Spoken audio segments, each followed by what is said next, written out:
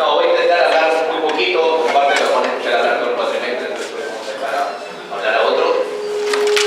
Pero tal vez, como yo les contaba recién a los alumnos, está muy bueno que esto sea en el marco del primer teórico de la materia. Nos gusta hacer estas actividades y tiene que ver con que además sea, le pedí a los invitados, lo vuelvo a pedir que acuérdense que también es en la primera clase. O sea, estamos hablando con gente que la gran mayoría de los alumnos, yo creo que a don Gregorio le gustaría saber esto, no solo que son alumnos, que tal vez por obligatoriamente, pero tienen que estar acá, creo que le gustaría mucho que fueran estudiantes, que están en la mayor cantidad de gente que participa en el homenaje.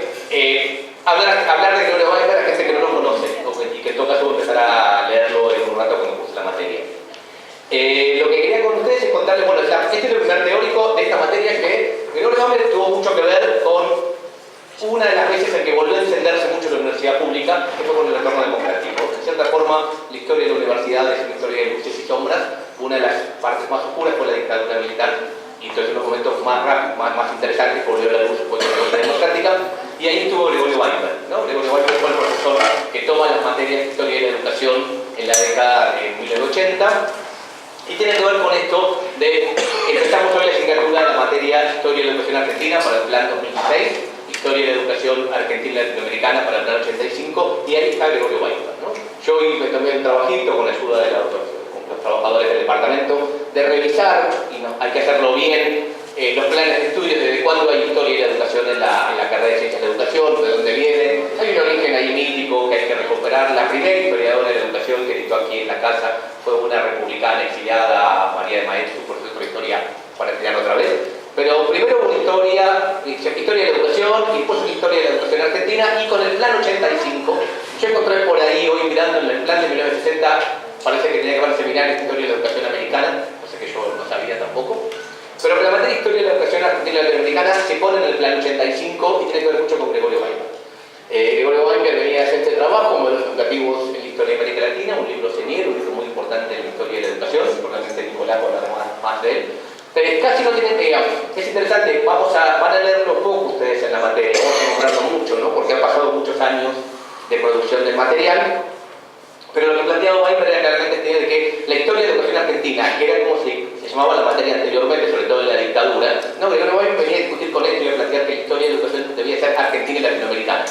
Esto es que hoy volvemos un poco a separar como herencia Weinberg, porque durante mucho tiempo nos damos cuenta que era muy complicado dar las dos materias juntas, pero la idea de pensar que es imposible pensar la historia de la educación argentina si no es en el contexto latinoamericano. La condición, digamos, contra las lecturas de la dictadura. Uno hablaba de un manual de historia de la educación previo, y la historia de la educación en Argentina empezaba cuando llegaron los españoles, ¿no? Gregorio Weinberg en el libro Modelos Educativos, él tiene un primer capítulo que es donde él plantea la educación en las sociedades previas a la conquista, ¿sí? Con la categoría modelo, que puede ser muy discutivo después, hay una marca desarrollista en la idea de modelos, con una mirada un poco de estampa, pero claramente Gregorio Weinberg fue el que pasó de ser otro. Fue el que dijo la historia de la educación argentina y americana empezó antes de la llegada de los españoles.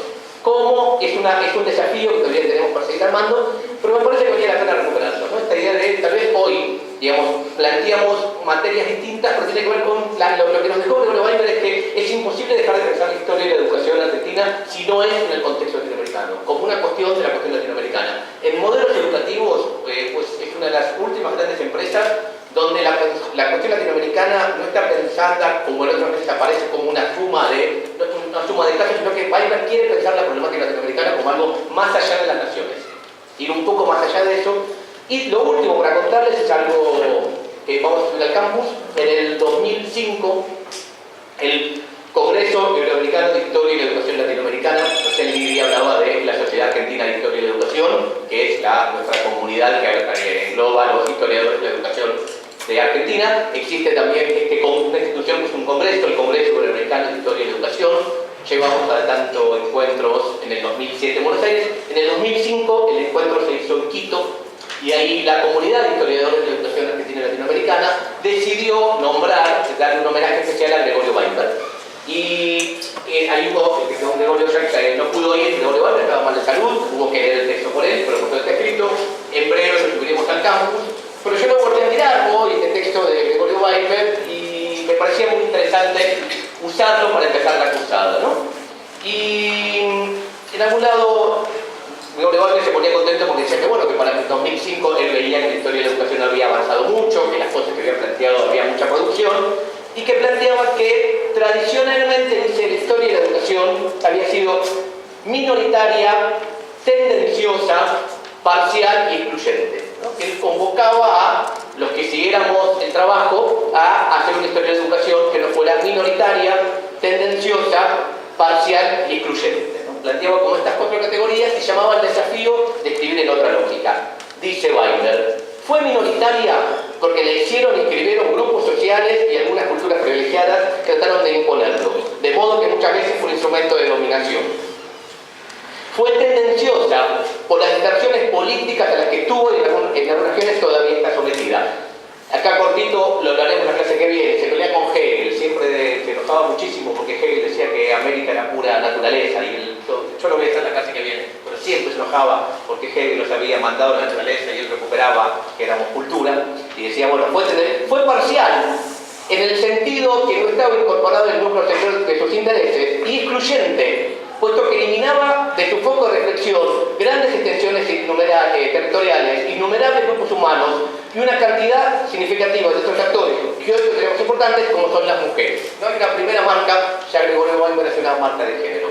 A mí me parece que la mejor forma de empezar la cursada y recordar a don Gregorio Weinberg es viendo tal vez esta mirada un poco dicotómica, ¿no? Decir que la historia de la educación fue minoritaria, tendenciosa, parcial, excluyente. No verlo tanto como dicotomía, sino cómo hacemos para construir una historia de la educación que sea lo menos minoritaria posible, lo menos tendenciosa posible, lo menos parcial posible y lo menos excluyente posible. No como una categoría, sino como un desafío a hacer. Vamos a intentar hacerlo en la cursada, vamos a intentar hacerlo en la materia y en algún lado, bueno, veremos si supongo que se considera el territorio de don Gregorio y sabe que empezamos con un texto y tratamos de cumplir con esa función. No más que decirlo, empezó la cursada con esta. Se pone muy contento otra cuestión. Van a ver muchas bibliografías, me pone muy contento. La barra de esta actividad siempre que conocer la bibliografía. Lo dejo ahí. Bueno, gracias también por este espacio de esta materia y también a la familia de Gregorio que hoy aquí nos acompaña, nos honra. En primer lugar, bueno, estaba revisando acá un dato que ahora comentaré, pero lo primero que quisiera tratar de decir, partiendo también de la idea o del supuesto de que muchos y muchas de ustedes, y no todos y todas, todavía no se toparon en sus vidas con este gran libro que hoy también se presenta, ¿no? Este gran trabajo de Gregorio Weinberg, Modelos Educativos en la Historia de América Latina, decirles que Gregorio Weinberg fue una persona que se dedicó íntegramente a la producción intelectual, educativa, editorial. En ese sentido fue un claro hombre de la cultura argentina y latinoamericana, o mejor, que pensó, y sus esfuerzos intelectuales fueron esa dirección, en tratar de hacer inteligibles los goznes, las articulaciones entre América y Argentina, entre América Latina y Argentina. En ese sentido, creo, la impresión que tengo yo, y son simples aproximaciones, todas discutibles, Gregorio Weinberg fue mucho más o se pareció mucho más a un humanista del Renacimiento que a un enciclopedista ilustrado. Fue alguien que estuvo mucho más preocupado por construir una mirada de conjunto sobre lo que es América Latina. Fue un hombre mucho más preocupado por dar con la llave de bóveda que abriera la posibilidad de una interpretación desde donde pensarnos como latinoamericanos que alguien preocupado por coleccionar acontecimientos, datos, hechos. En la misma línea en la que Pablo recién introducía la figura de Gregorio, creo que esta imagen a mí por lo menos me ayuda a pensarlo. Un hombre preocupado quizás del mismo modo en que estuvieron preocupados otros intelectuales y otras intelectuales de este continente. Pienso en Fernández Retamar, por ejemplo, en el cubano Fernández Retamar, ¿no? En tratar de pensar claves de lectura para pensar este continente, ¿no? La producción de Gregorio Weinberg, la producción que es amplísima y que ha dejado, entre otros, como parte de ese patrimonio cultural, una colección de libros como la de Pasado Argentino, en donde se recuperaron piezas que probablemente de otro modo se hubieran perdido para la historia, como los textos de Mariano Fragueiro, o algunos trabajos también del propio Domingo Faustino Sarmiento, que Weinberg compiló. Es decir, dan cuenta de un hombre preocupado no solamente por volcar en el libro sus ideas, sino también por recuperar porciones del pasado para que no se pierdan para las sucesivas generaciones. ¿Sí? Insisto, entonces, no solo un escritor, sino también un hombre preocupado por ponernos en contacto con pedazos de la cultura y pedazos de nuestra historia, ¿sí? Con un sentido, insisto, de enclave argentina y latinoamericana. Por supuesto que dentro de ese trabajo, a nosotros hoy nos interesa, o por lo menos en el papel que me asignaron a mí, recuperar un texto, que es este que está aquí, Modelos Educativos en la Historia de América Latina. Hay otra edición de AZ, editora, que es un poco más nueva, creo que esa se deshoja y esta no. Esta es cosida y esa es pegada. Pero el dato, releyendo un poco un texto que nosotros hemos leído hace 15 años, releyendo un poco, veo que el origen, el primer borrador de texto es de 1977, que es el año en que nací, así que puedo decir que mi hermano. Entonces ahí nada, simplemente marcar 2 o 3 cosas sobre ubicar el autor, ubicar el texto. En 8 capítulos, lo que creo que hace Gregorio Weinberg desde 1977 y que luego va actualizando, es interesante, desde el 84, y aquel es una edición posterior, va actualizando la escritura, es poder hacer una mirada, una lectura de la historia de la educación en América Latina en 8 capítulos, que es un esfuerzo también por poner a América Latina en el mapa de la historiografía. Es sacarla, como decía Hegel, de ese estado de la naturaleza, ¿no? Y ponerla en el ámbito y en el plano de la cultura, de la política, de lo social. Y en ese texto y en ese esfuerzo por poner a América Latina en el mapa y en la historia, hay una pequeña cita de un trabajo de Adriana que a mí me gusta mucho como clave de lectura. Decía Adriana a propósito de modelos educativos que en este texto, cito, asoman los procesos alternativos, utopías y sujetos que no llegaron a ser hegemónicos. No es este el libro que refleja la historia de los vencedores. Es un libro que recoge experiencias que quizás de otro modo no hubieran sido contadas. Y eso me parece que es un primer punto a subrayar. El segundo, si uno lee el libro recorriendo las citas, las notas a pie de Gregorio Weinberg, se encuentra que este libro es un inmenso y profundo diálogo con las ciencias sociales de su época. Aparecen Andrés Roy, aparece Leopoldo Sea, aparece Celso Furtado, aparecen los brasileños. Esto es una novedad también, ¿sí?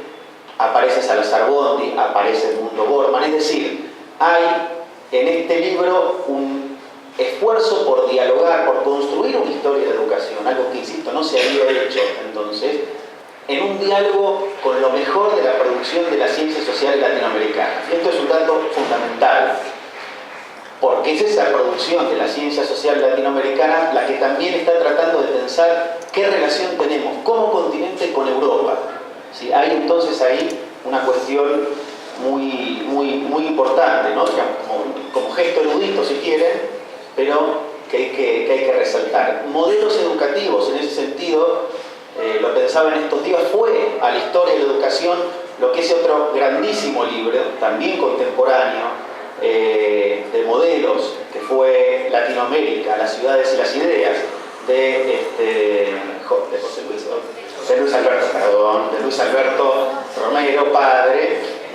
Fue José Luis, ¿no? José Luis, empezó a confundir acá en titulares. José Luis Romero, padre, escribió un libro extraordinario, léanlo, ¿no? Léanlo junto con modelos educativos, que realmente marcaron un tiempo, ¿no? de la lectura, de la forma de pensarnos, en fin, como latinoamericanos. El otro punto interesantísimo que tiene es que este libro pasa, como mencionaba Pablo recién, de hacer o de pensar la historia y la educación como una historia de los hechos, un acontecimiento seguido a otro acontecimiento, seguido a otro acontecimiento, a una historia de los problemas educativos. No una historia de los hechos como hechos dados, como cuando sucedió esto, luego esto, sino a una historia que se pregunta por qué sucedieron las cosas que sucedieron y por qué no sucedieron otras, ¿no? Eso que no está del todo explícito está insinuado en las páginas de este libro y me parece que es también fundamental recuperarlo. También hay otra cuestión que sucede sobre todo a partir de la mitad del libro, cuando inaugura el siglo XIX y Gregorio empieza él a establecer un diálogo con quienes de alguna manera fueron los fundadores de nuestros sistemas educativos.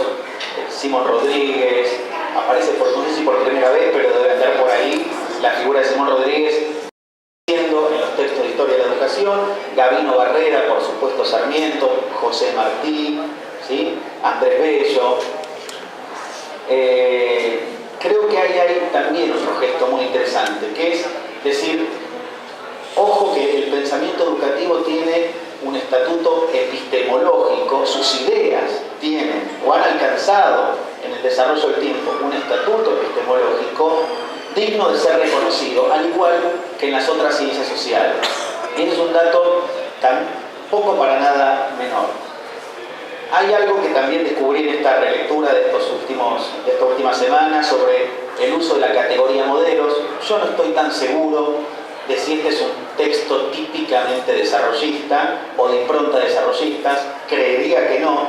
Creería que hay en la palabra modelos, que de hecho se usa a lo largo de todo el libro, entrecomillado, ¿sí? Modelos, todo el tiempo, modelos, entre comillas, un corset que no sé bien de dónde viene, no sé, pero como hipótesis para pensarme, y quizás algunos que hacen la respuesta, pero que no le hace justicia a la riqueza, a la variedad, a los matices, ¿no? que presenta el texto. ¿Sí? No es uno modelo A, B, C, sino que lo que encuentra uno cuando lee el texto es un rompecabezas con piezas, con algunas piezas que están, otras que están por ausencia, y una imagen que se termina de configurar que no es del todo, no sé si me explico, del todo clara, del todo prístina, ¿no? Entonces, ahí me parece que hay otra cuestión muy rica, ¿no? Es un texto veteado, es un texto escrito por un intelectual cuyas tradiciones, cuyos vínculos con las tradiciones intelectuales de este continente han sido múltiples, pero en donde creo que, y esto es lo último, siempre ha primado, siempre ha destacado su pasión, su compromiso, su defensa de una educación democrática para todos y para todas. Creo que ese es también y sobre todo parte del legado que nos deja Gregorio Baños. Gracias.